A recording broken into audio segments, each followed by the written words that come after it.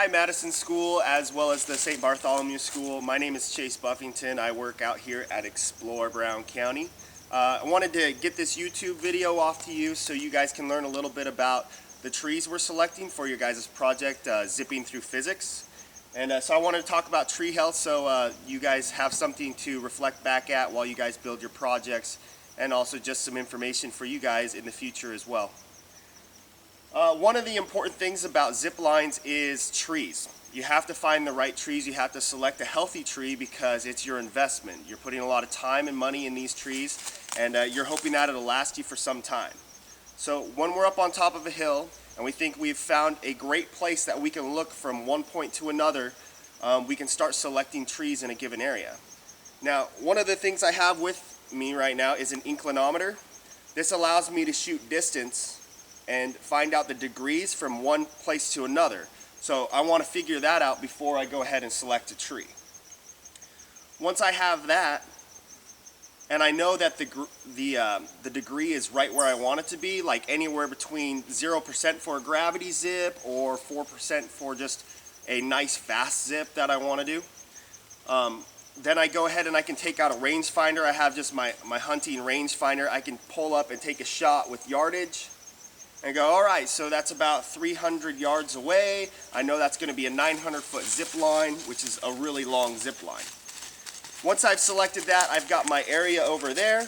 I've got my area right here I want to select. I'm going to look around. I'm going to pick other trees. I'm going to make sure that there's not just one tree to choose from, but many trees.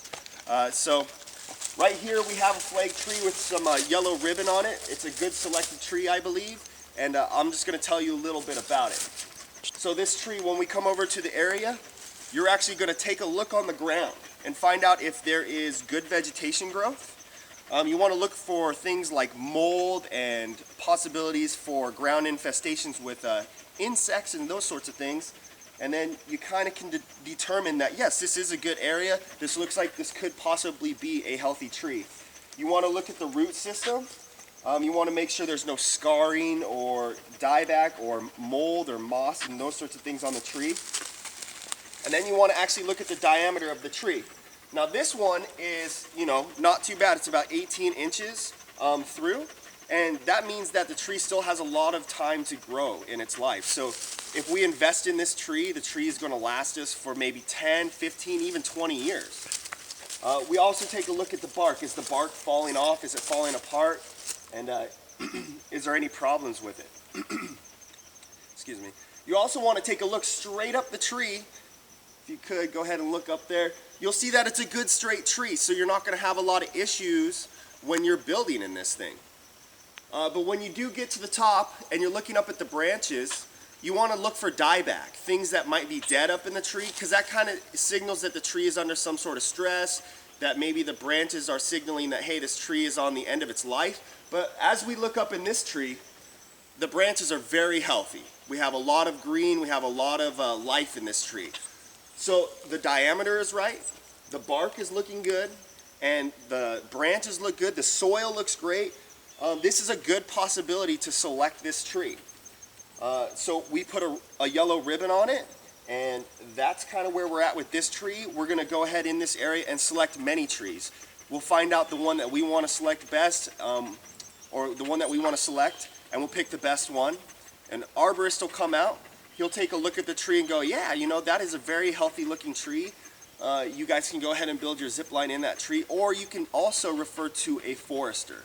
Now, a forester can actually go out and he can kind of scan the health of the environment, knowing that maybe some trees over in the distance may affect the trees here. But overall, an arborist, you can kind of see that it's healthy. An arborist can come in and he'll focus on that single tree. A forester will more or less tell you about the environment around the tree, and they both know the health of trees.